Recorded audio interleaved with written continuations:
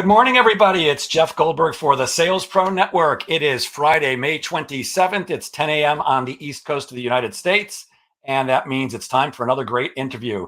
I am the founder of the Sales Pro Network. I'm a sales coach and trainer. I work with both individuals and organizations across the world to help them get measurable and sustainable sales increases. And I founded the Sales Pro Network to be a place where salespeople can come and network, learn, ask questions, get coaching, and to help everyone elevate the profession of sales and you to make more money.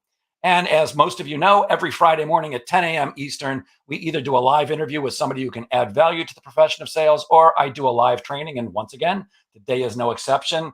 I was pretty impressed with myself when I knew I had over 7,000 followers on LinkedIn, but the gentleman I'm about to introduce you to, over 44,000 people wait to hear from him on LinkedIn every day. So it's my pleasure to introduce you to Richard Vanderblom. Good morning, Richard. Wow, Jeff, talking about a very impressive introduction there. Thank you for that. Thank you for having me. It's my pleasure. I'm very excited to speak to you today. Let's say good morning, Brian Keith McNeil, one of my favorite sales coaches and trainers. If you are watching us live, please say hello in the comments. If you're on Facebook and you have not connected your account to StreamYard, we won't know who you are. It just says Facebook user, but please do put your name in there. And if you're watching us on the replay, please put replay in the comments when you watch. So, Richard, I'm going to jump right in because you cover one of the topics that I think is most important. I consider LinkedIn and social selling to be incredibly important, and LinkedIn to be the salesperson's best friend. So what is the essence of social selling, and how does social selling differ from traditional selling? Wow, those are like really two good questions to start with. There is a lot of misconception about social selling. I remember when I started, I've been in the social selling business now for more than 11 years. And when I started, let's say 7-8 years ago, and especially when I had a chat with boards, executive level, and I would say social selling, people would like automatically think that, okay, we're going to sell us stuff via social media. So the social was attached to social media selling. So the first thing I said, it's not about social media selling. It's about more or less an attitude that a salesman needs to have, a social attitude to, in every step of the buyer journey, add value. Whether your client is in the orientation phase, in the buying phase, in the aftercare phase. So social selling for me is having an attitude where you provide distinctive insights, additional value to your customers along the entire buyer journey. And LinkedIn is one of the, in my opinion, best platforms to either like identify, meet, engage, connect, and convert with your target audience. So LinkedIn suits perfectly fine into the social selling journey. Wow. Well, I have to admit, I am one of those people who thought social selling meant selling through the use of social media. So I'm glad to get educated today. I know you create a lot of posts. I do follow you on LinkedIn because you're very impressive and you always offer excellent advice and you're very generous with your advice. You create a lot of posts on thought leadership. What's the connection between thought leadership and social selling? My definition of thought leadership, because if you go to Google or Wikipedia, there's like tons of different definitions. But my definition of thought leadership is that you are the informed opinion leader or the person to go to in your network. I find thought leadership very important because if you are seen as a thought leader in your network, you become the person to refer to, which makes it very, very easy, or at least more easy to sell your stuff, because instead of reaching out to prospects, they will come to you. Literally I receive literally every week emails from people that say, hey, I just heard from this person, from you. We have heard what you've done with this company and we're looking for more or less the same service. Can we have a chat? And this is what I call thought leadership.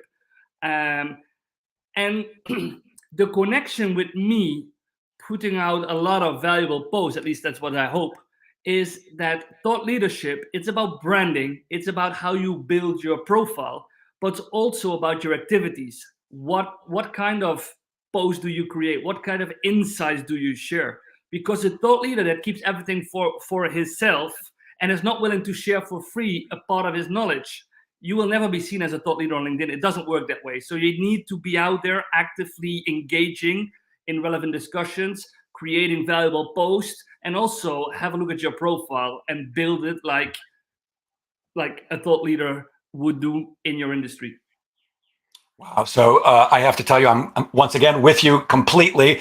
In fact, I strive to become a thought leader, be seen as a thought leader using LinkedIn, because like you, well, I don't know if like you, but I don't like prospecting. I love teaching people how to prospect, but I don't like to do it. And I'd much rather have people raise their hand and say, hey, Jeff, I'd like to talk to you. In fact, quite recently, actually about 2 months ago now, a guy reached out to me through LinkedIn and said, hey, I've been watching your stuff.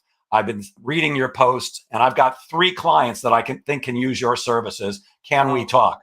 Yes, indeed, we certainly can talk, because that's one less cold call I have to make, or one less direct reach out. But you mentioned both posting and profile. What advice do you have for people on creating a professional profile that helps to establish them as a thought leader? And also, what are your thoughts on what are the ways to post that are going to get you the best results? Well, in your introduction, you said that you work both with individuals and with sales teams. In my services, we work with sales teams. So I think 70% of my time, I'm teaching sales professionals how to make use of LinkedIn, free use Sales Navigator.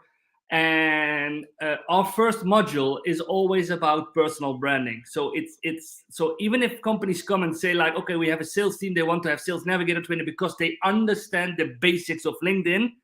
We say, no. We want to have them first in a personal branding training where we build their profile. And there's a lot of like, people are hesitant, okay? Because a lot of people think, hey, I've been on LinkedIn for 8-9 years. I know how to build my profile. When we check the profile, we have a score from 0 to 100 based on 25 strategical points.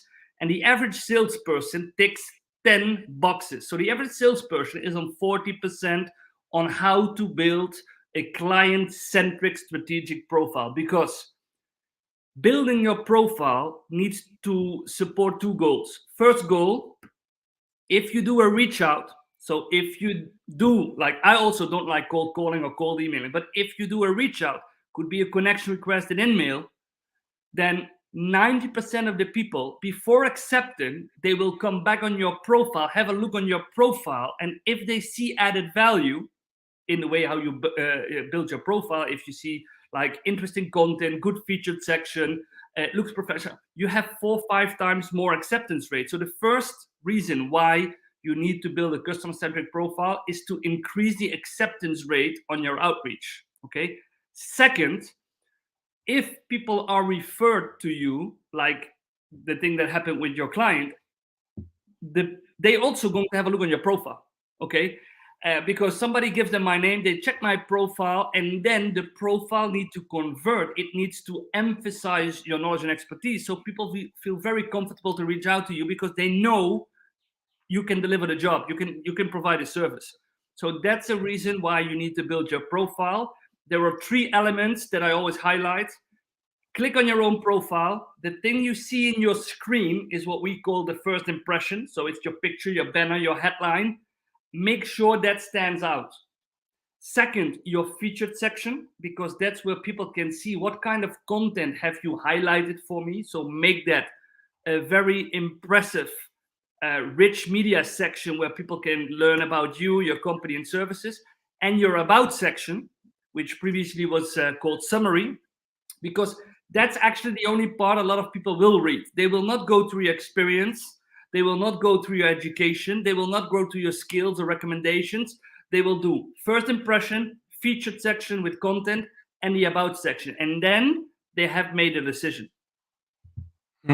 And when you say customer centric, I think I understand what you're talking about. I see too many profiles, and I'm not a LinkedIn expert like you, but I see too many profiles where their about section is their resume, which is, that's what should be in the experience section. Am I correct? The about section should be speaking directly to your target audience, telling them what you do for people like them.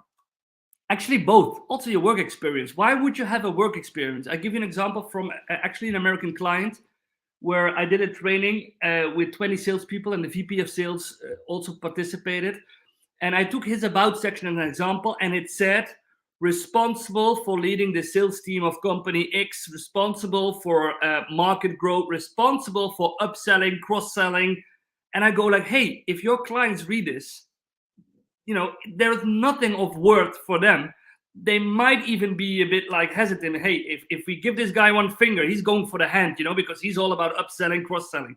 So your about section, but also your current work experience should always be aimed at your target audience. So start with something like, we support our clients in getting the best, blah, blah.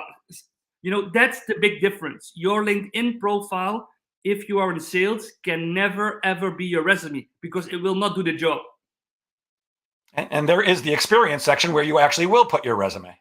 Yeah, but again, your current job, again, write it also towards your target audience. Hey, if you're an account manager, sales manager, describe what it is that you do. What kind of service do you provide? How do you support your clients, instead of like responsible for area Arizona, responsible for the top 50 clients? Because who cares? They want to read what it is that you can do for him. And then all your previous experiences, okay, there you can have your resume like type of description, but also make sure that people can read what were your results, how did you like service your clients, because that's all they want to know. What is it that you've done for others, and what can you do for me? I actually just clicked on my profile and I was going to show it to you and ask you to critique it, but it's actually showing this interview, so we can't do that.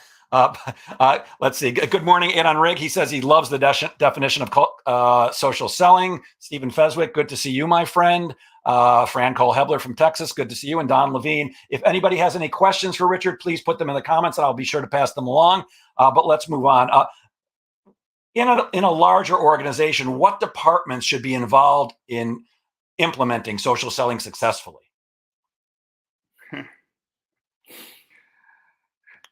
Jeff, I don't know about you, but I can be a really pain in the ass if companies hire me, because I receive a lot of questions, or our company receives a lot of questions like, hey, our sales people need to understand social selling, virtual selling, remote selling, basically selling via LinkedIn, And then I start asking questions like, okay, what is the knowledge at this moment? Okay, what is the target audience? How is your sales process organized at the moment? And then, do you have content available?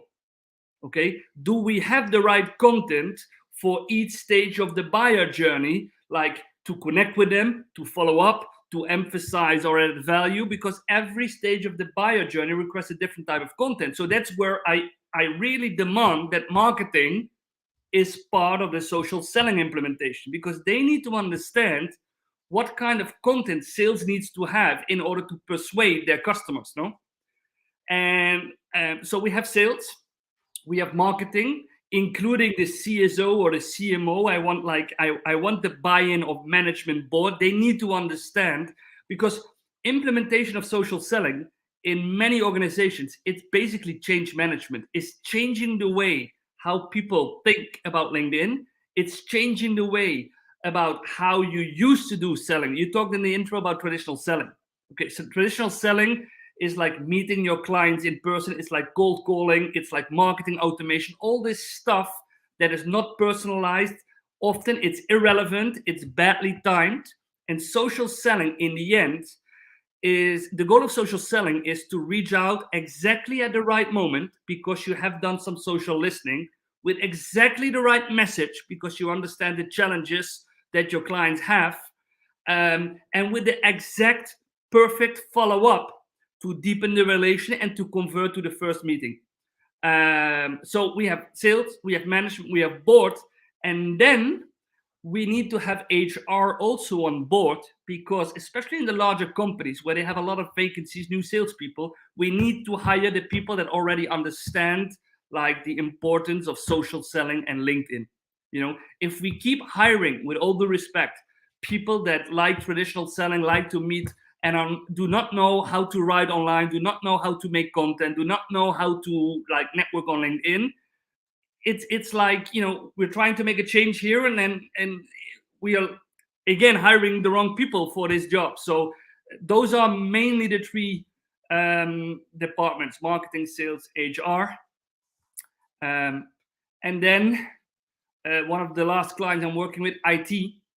And it sounds ridiculous, but social selling comes with a lot of tools. Like you have Sales Navigator and LinkedIn, You have specific content tools. I'm a really huge fan of Calendly, where people can book directly, a meeting from your LinkedIn profile. And especially with the large enterprises, IT has a lot of things that they say, this is prohibited. We cannot have Calendly directly on our servers. We cannot have this content tool. So I find myself more and more also speaking with IT, like, you need to facilitate sales, not make their life harder. So that's more or less my journey inside a company that wants to implement social selling. That's great. And I love Calendly. I found it to be a real game changer when I finally woke up and said, I need to get this. And you have a fan. Chris Jones says, Richard's the ultimate LinkedIn guru, and it's great that you have him here. Quite riveting. I agree, Chris. Let's say a company isn't that far along in implementing their social selling program as a company. Can an individual, and by the way, a lot of the people in this group are individual salespeople, entrepreneurs like myself. Can an individual sales rep or entrepreneur like me do that on their own? Of course. I think you're an example. You say that there are a lot of entrepreneurs in this group. I'm also an example, because I also started to do every content that you see on my profile. Basically, I have written it. I have now like people that design the content, but all the content, the written content, comes from myself. So yeah, of course. I have made some choices like 3-4 years ago that really like accelerated my business. Now, I don't know if you have a lot of non-native English speakers, but I'm Dutch. And I used to write everything on LinkedIn, like half of it in Dutch, half of it in English. So 3 years ago, I decided now all my content is going to be in English, because then there are literally no borders. Okay, if you write your content in English, a lot of people in the world, a lot of companies in the world can hire you. Especially now, we are moving more and more to like digital services, digital sales trainings. Second, you need to choose a topic. If you talk about thought leadership, you need to have your topic. Okay, and you can have some related topics, but do not, for example, until 3 years ago, I also made posts about LinkedIn recruitment. I made posts about a new feature on LinkedIn, whether it was for sales or not. So it was like sales or LinkedIn, like all over the place. And 3 years ago, I chose 2 topics. One is social selling, the other is thought leadership, because they are connected. And all my content I publish on LinkedIn is centered around these topics. All my comments are centered around relevant discussions based on these topics, because in this way, you build your authority and thought leadership. And then you need to have a clear view of who is your target audience, what kind of companies, what kind of industry, what kind of headcount, who is my decision maker and influencer, so who are the people I want to target. And then you need to have the right strategy in place, like content, connect with them, follow up in order to build trust and convert them to the first meeting. So this can be done easily by a solo entrepreneur if you have the right steps and strategy. And I'm betting that everybody listening is excited, because you keep saying about if you have to get the first meeting. And to me, that's really where most salespeople fall down. That when I get brought into an organization, or when somebody hires me privately as their coach, inevitably, the biggest problem is they're simply not speaking with enough qualified prospects, and they don't know how to make that happen. So social selling is one way to make that happen, especially for a guy like me who doesn't like to pick up the phone and cold call.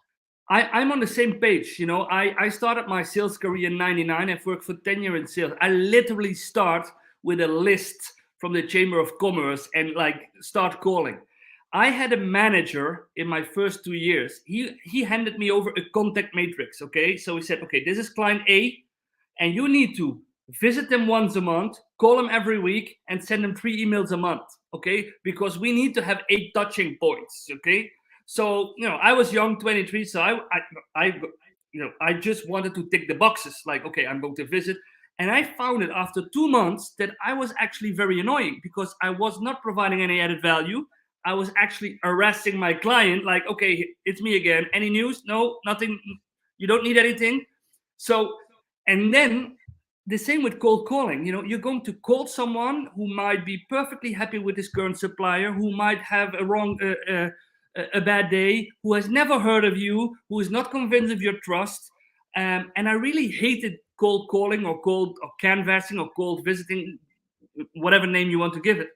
So one of the reasons why I started my company in 2009 is that I saw that salespeople, they feel like if you put them on the table, if you put them literally into the first meeting, they're very happy and they know what they're talking about. But getting there, that's the most difficult step for like 9 out of 10. They don't know how to get the first 30 minutes of time of the client. And that's where LinkedIn and social selling can play a vital part. Yes, and I started my career just a bit longer ago than you did. I've been in sales almost 49 years now. I started by knocking on doors, selling encyclopedias, selling Encyclopedia Britannica. And when I opened up my own company, I did it through cold calling on the telephone. Even though I don't like it, I still consider it to this day to be the most cost-effective and time-efficient way to fill up your calendar with appointments immediately if you don't have enough. But my coaching for anybody is, even if you have to do that, you should be doing lots of other things like social selling so that you can eventually not have to cold call at all. And that's what I've done in my business.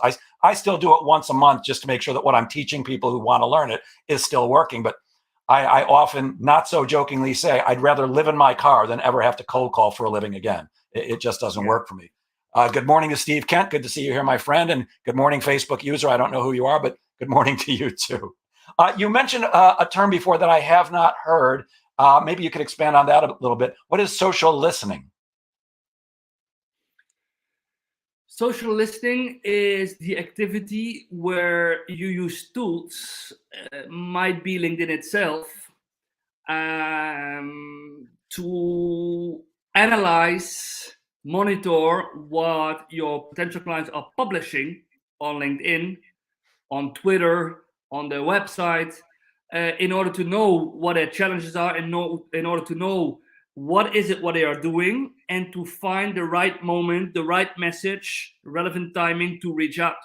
So, for example, it can be done on LinkedIn by ringing the bell on someone's profile, so you will get notified if this person creates a new post. It can be done in Sales Navigator by saving people as leads and companies as accounts, so you get all the messages whenever they publish.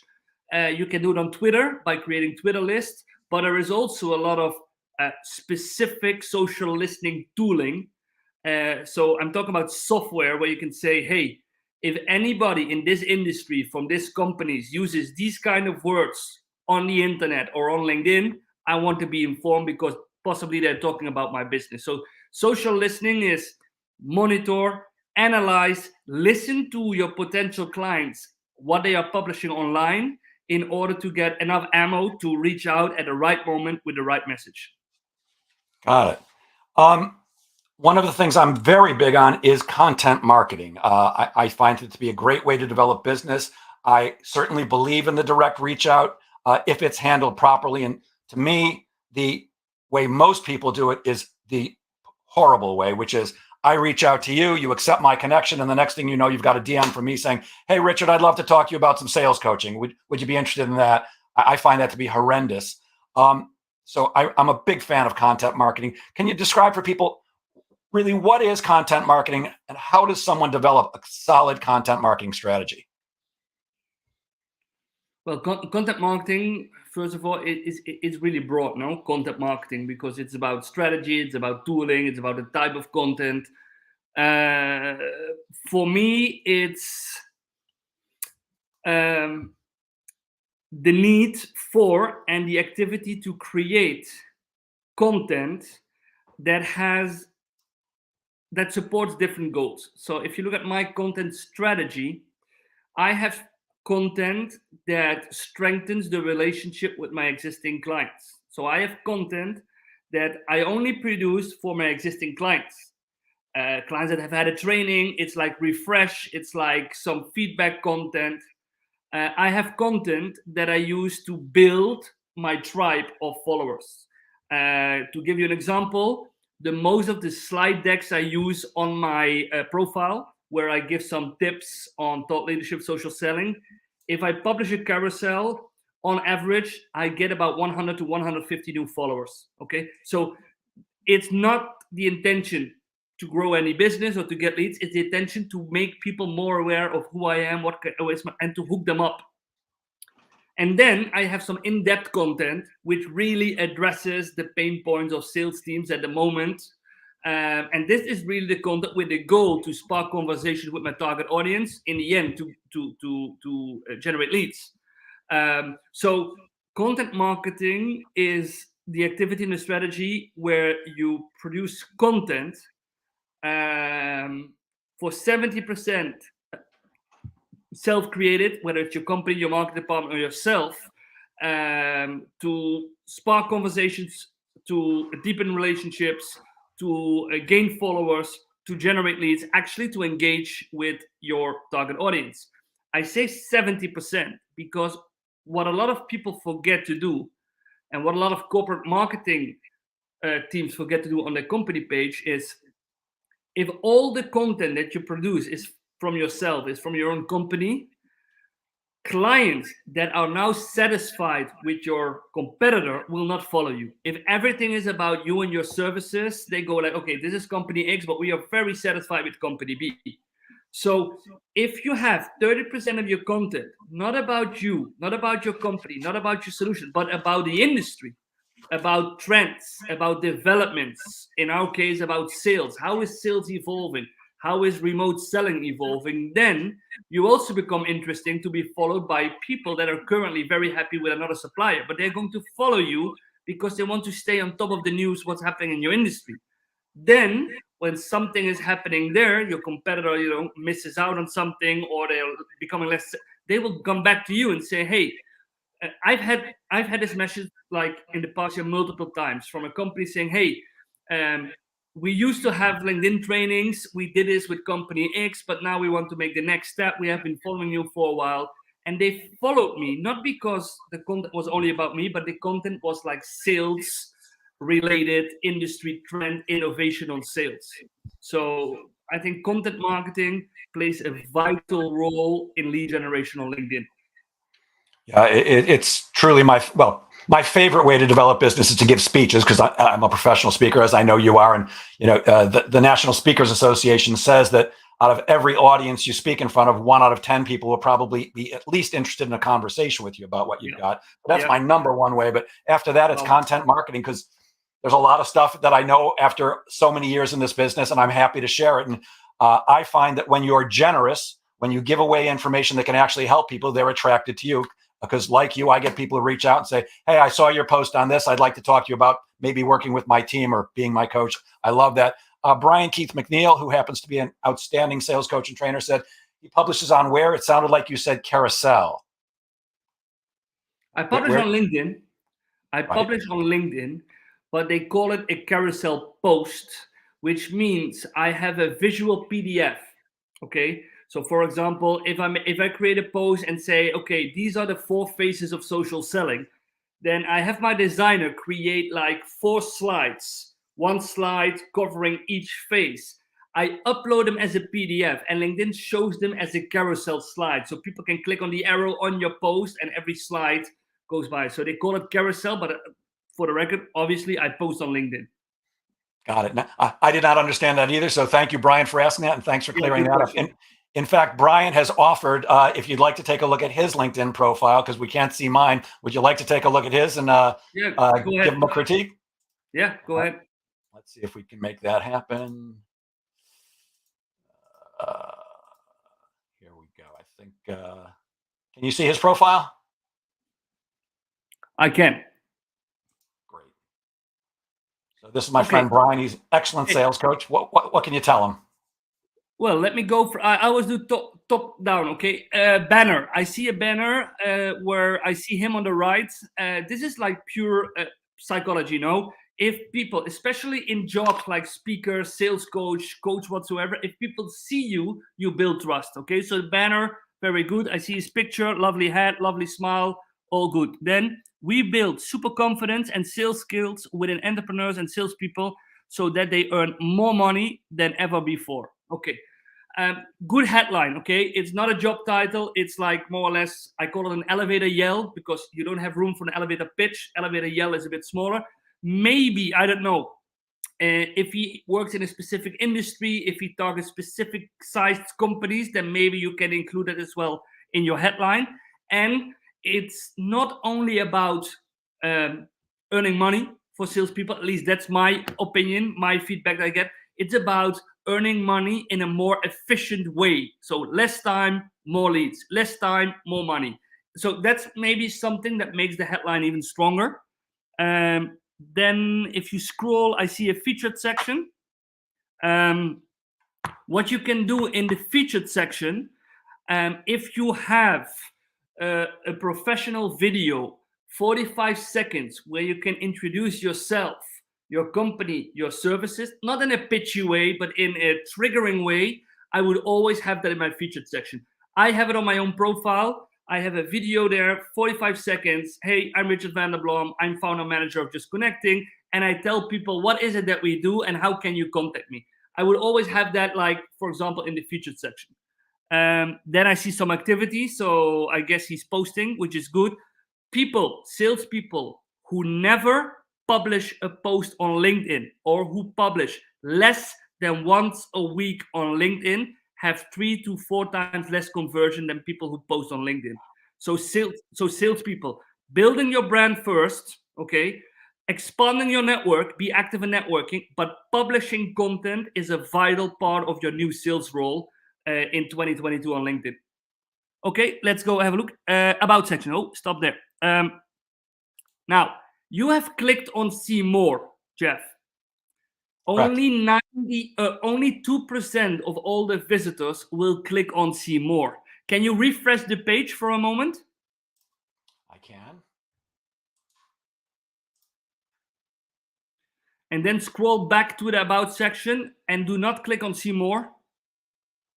Okay, since only 2% will click on see more, the first 4 lines of your about section need to have a direct call to action to your target audience, okay, and your contact details. If you have a look at mine, it says something like, do you want to know how to leverage hybrid selling, remote selling for your company? Do you want to know how to generate leads via the efficient use of LinkedIn?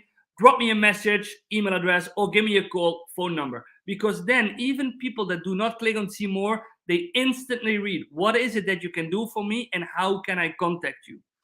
Furthermore, I see that if you click on see more, about section,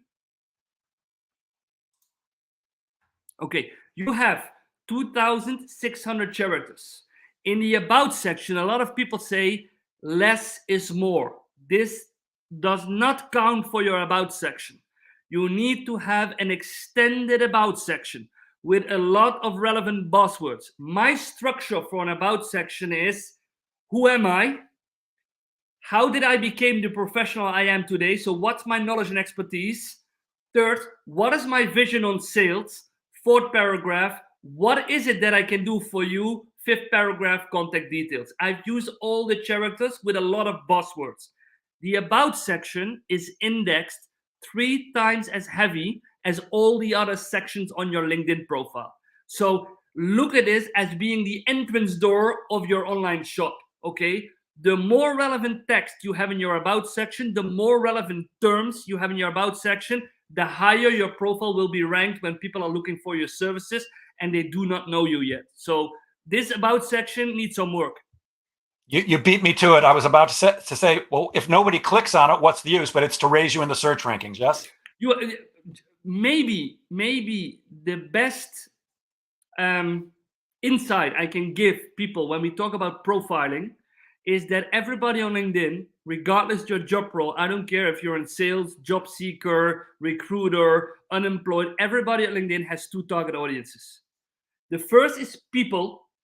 Okay, so this could be clients, potential clients, recruiters, I don't know, your family and friends, people. The second target audience, the most important one, algorithm, indexation, Google.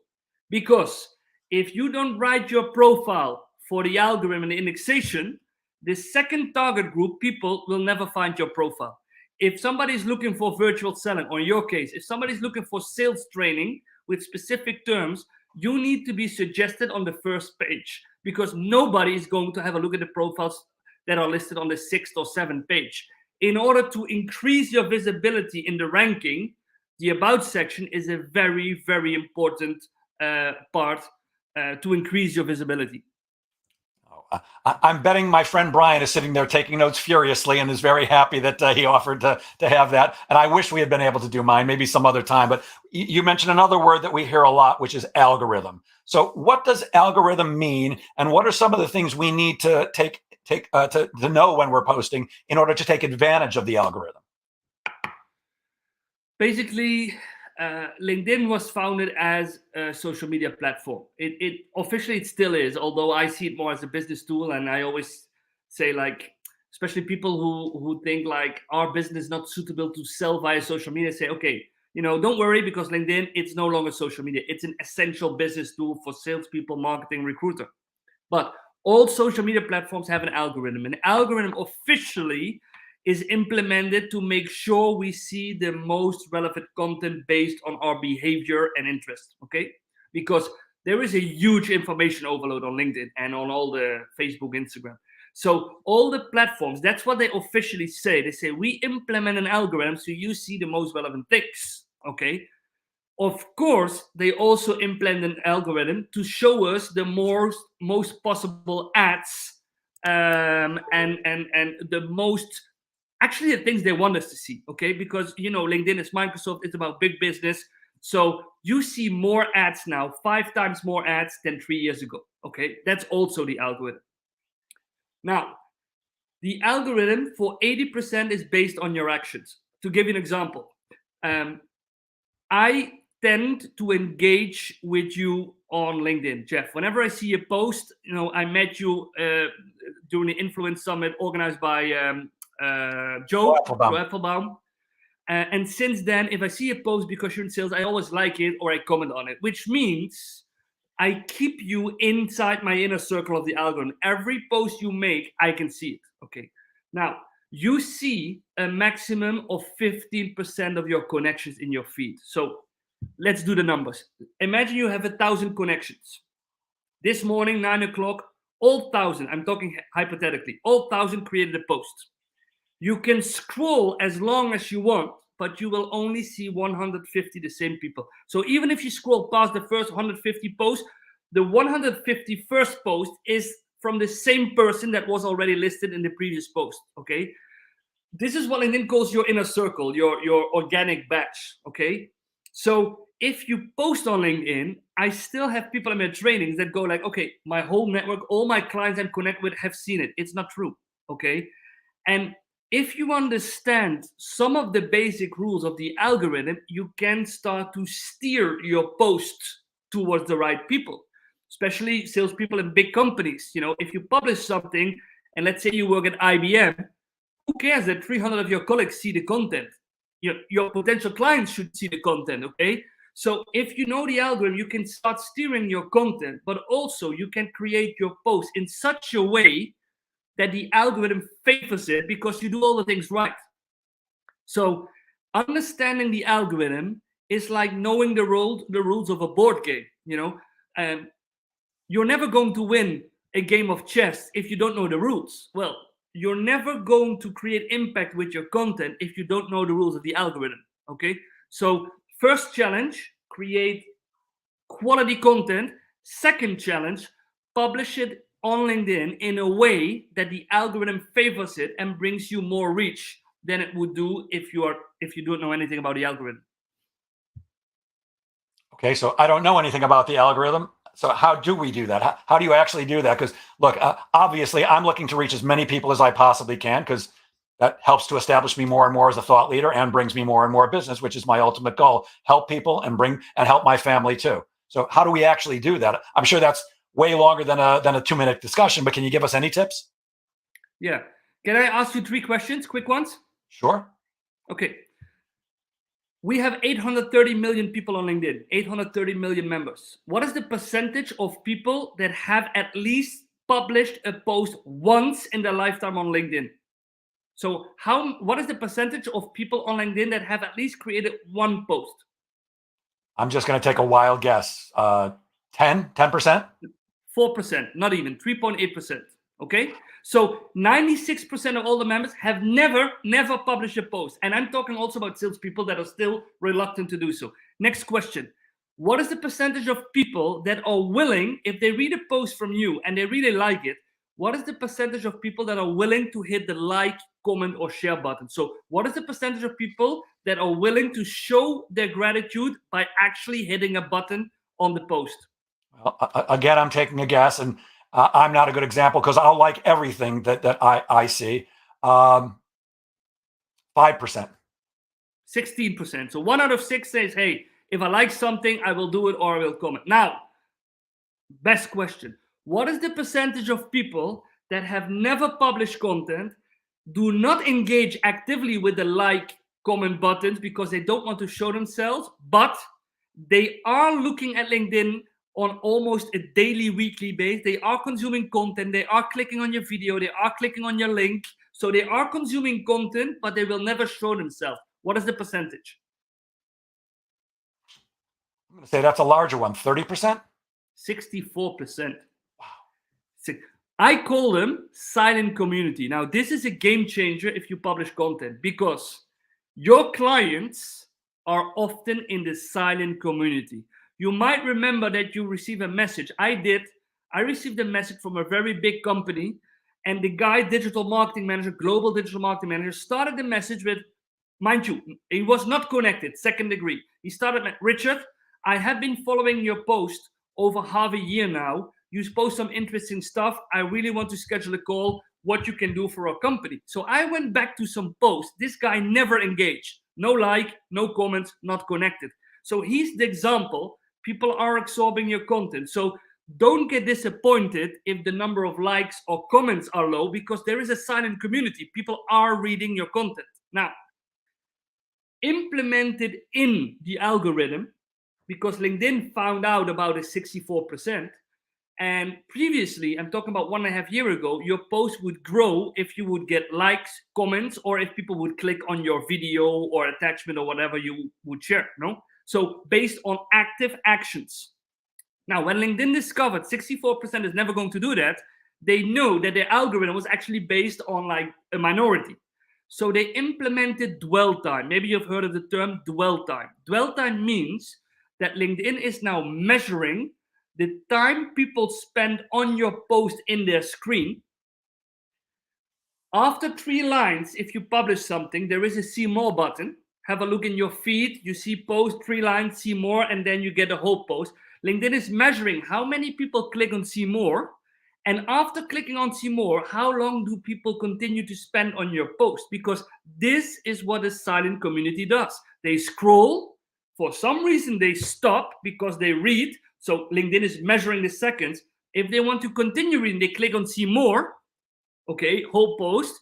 So this behavior is now one of the biggest reasons why your post gets additional reach. People spend more time on your post. So this means, first of all, we need to have more text than usually. A lot of people, they make posts like 3-4 lines, a link, and then, job done. No, you have a look at my post, Jeff. Have a look at my post. Normally, I have a minimum of 15 lines. Often, I have 25, 30 lines. Mind you, it's all relevant. It's all relevant, okay? Because if you write a lot and it's not relevant, people continue scrolling. But it's all about mini blocks, okay? And then you can use some formats that keep people longer engaged on your on your post. I'll give you 3 examples. If you publish a video, 2 minutes, and people click on the video in the feed, as long as they watch the video, you have 2 minutes of dwell time on your post, which is huge. So LinkedIn is going to give you additional reach because people are watching your video. The previously mentioned carousel, I have a PDF and people need to go through the PDF. If you have 6-7 slides with valuable information, people take the time to go through the slides, which means your dwell time again increases. And then last week I was on stage for the first time in 2 years, live in Denmark. Normally I would produce a post like with my takeaways, my thankfulness, and 1 picture. Now I have a post with multiple pictures because more pictures means that people will look at more pictures. They will click on more pictures, which is a positive signal to the algorithm. People are clicking on your post. So those 3, more text, video, slide decks, multiple pictures, is already like a huge improvement. Wow, am I glad we had this conversation, because my thought has always been, I don't have the time or patience to read most stuff. You better have some incredible content if I'm going to spend time with it. So I always try to keep my posts short, my videos short, my text short. But if I'm hearing you correctly, it's like I'm making a mistake. I actually want longer content, which hopefully people will click on and read, because the more time they're spending, the greater my reach becomes. Yeah, the last one is true. The more time people spend on your post, I'm talking about, LinkedIn once wanted to implement the behavior of the silent community in their algorithm, okay? And the only way to do that is to measure the amount, like literally the time that people spend on the post and the clicks they give. See more, click to the next slide, click on the next picture. Those are all clicks without liking, commenting, sharing, but that is what a silent community does. And this is all positive signals to increase the reach of your post. I have implemented this when we discovered this about 2 years ago, and it has been ongoing research. I have implemented this, and I went from average reach of a post 4,000-5,000 views to now average reach 22,000-23,000 views on all my posts, because I have been doing this. And yes, it costs you more time, but if you're going to publish content on LinkedIn, you might as well take the double the time if you get 4 times more reach. Okay, do it good or don't do it. Yeah, I'm not worried about the time. I want to be the most effective. I want to give the best advice and share what I can, and of course, I want to get the most for it. If I heard you right, the silent community is almost 2/3 of the people on LinkedIn. Yeah, it's huge. Wow. It's huge. Wow. So this one might seem like an offbeat question, but can you tell us about Joaquin and why he's the best salesperson you ever met? You've seen the post? I did. I loved it. Yeah, for the people who haven't seen the post, I'm talking about a post who at the moment is, for example, on 230,000 views, to give you an impression. Okay, so I live in, I'm Dutch. I moved to rural Spain 4 years ago for 2 reasons. Sun, weather, and it's much cheaper than Holland. So I bought a house. I have a huge plot in meters. It's 6,000-7,000 square meters. I have a lovely garden, but I'm too busy, so I cannot keep up with all the gardening work. So after 6 months that I lived here, there was like an elderly man at my gate, and he said, "Yeah, I'm Joaquin, and I was the gardener for the people where you bought a house from, which was an English couple." And I said, "Well, okay." And he said, "I waited for 6." Yeah, there he is. Cool, Jeff. He said, "I waited 6 months." Because he can see from his house, he can have a look at my plot. He said, "I waited for 6 months if you were going to do your work yourself, but you haven't. So are you okay if I do it?" So I was like, "Okay, great, Joaquin, you know the plot, do the thing." So he started with gardening work, and then he came to me and he was like, we've had a lot of rain, and I've seen that in some parts of the plot, you have like, it's like very swampy. There is no good drainage. And he said, "I used to work as a plumber, so I can create something for you." And I was like, "Okay, go ahead, do it. If you see there is a problem, do it." And then the summer came, and I was, we have a swimming pool here. It was my first time, so I was messing around with like all kind of products that need to go in so it doesn't turn green. And he was at me, he says, "Let me do the swimming pool because everything you do is wrong.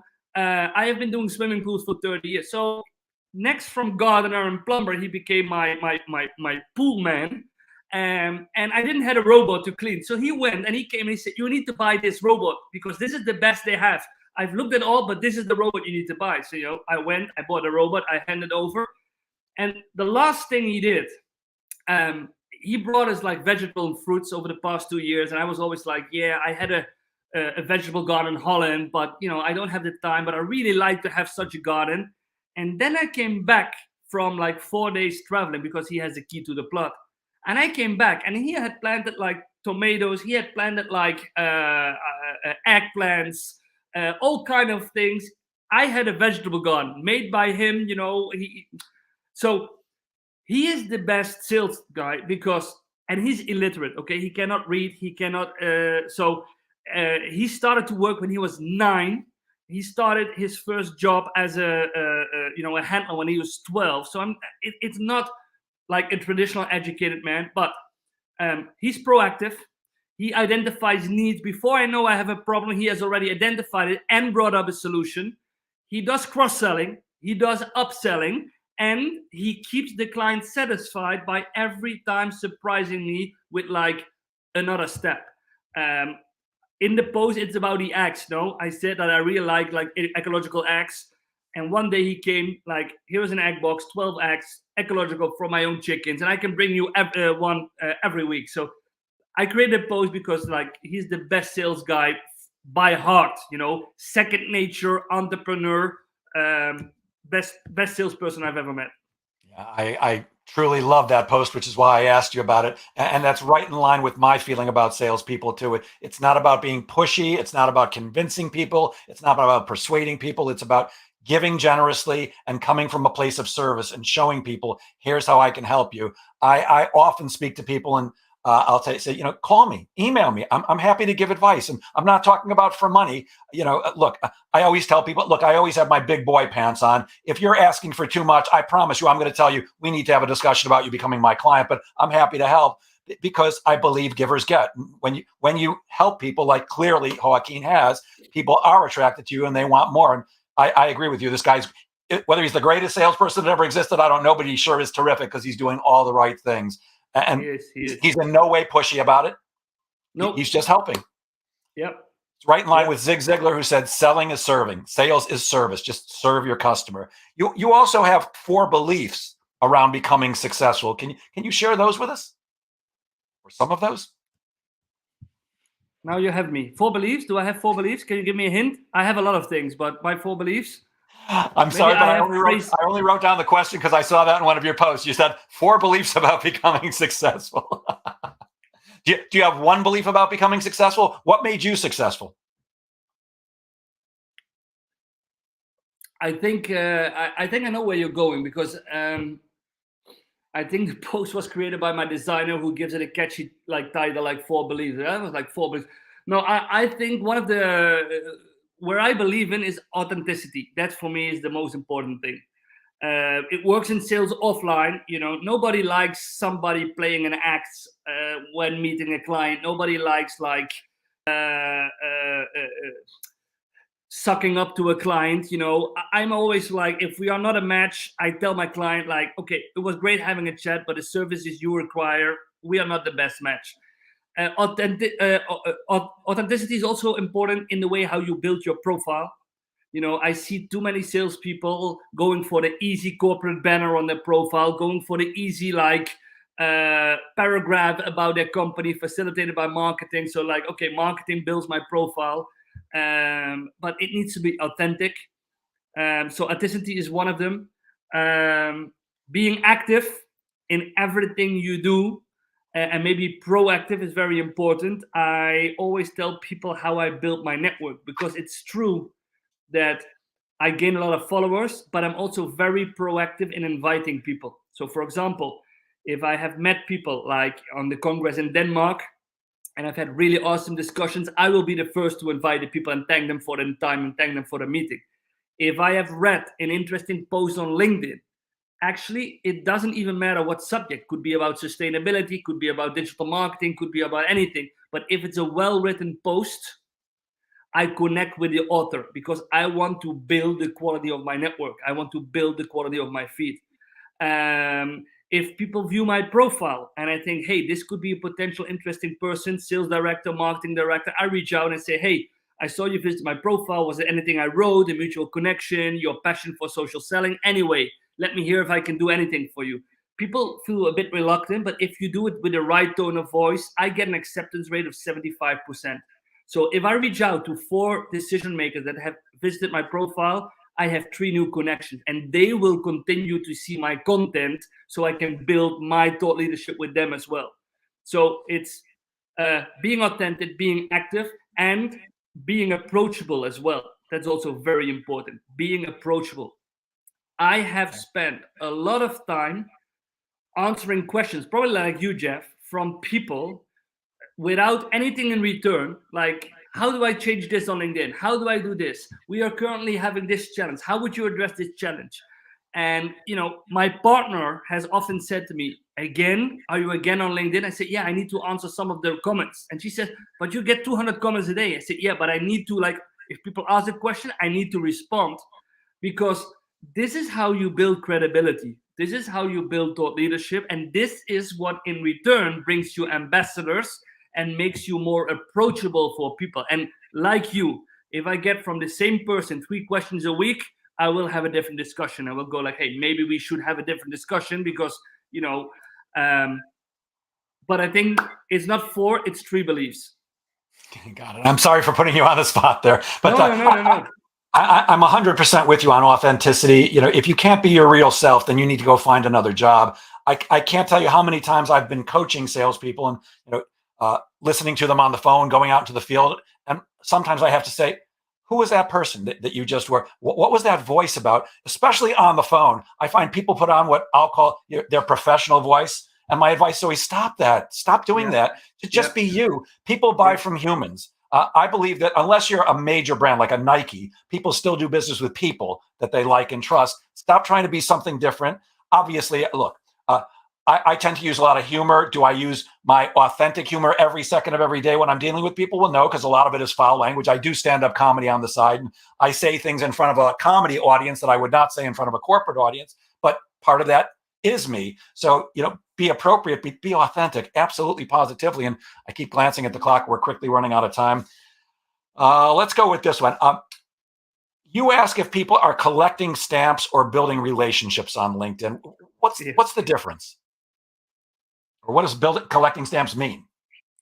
I don't know. You should ask the people who are using LinkedIn to collect stamps. Collecting stamps is like using automation to send automated requests to 200 decision makers at the same time. Luckily, LinkedIn is stepping up the game to detect automation and to ban the people from LinkedIn, which I really favor.